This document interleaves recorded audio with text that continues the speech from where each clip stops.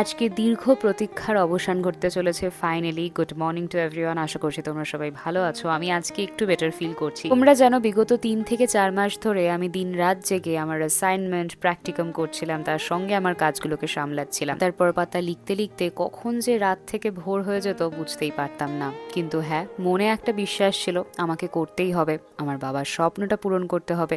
তাই কোনোভাবে 3টে মাস কেটেই গেল। আজকে মাথা থেকে অনেক বড় একটা চাপ নামলো। তাই ভেবেছি আজকের দিনে কোনো ডায়েট করব না, যা খেতে ইচ্ছে করবে খাবো। তাই বাড়িতে এসেই অর্ডার করলাম আমার পছন্দের ফ্রাইড রাইস আর চিলি চিকেন। তোমরা তো জানোই আমি ফ্রাইড রাইস আর চিলি চিকেন খেতে কতটা ভালোবাসি। তোমরা কারা কারা খেতে ভালোবাসো কমেন্ট সেকশনে অবশ্যই জানিও।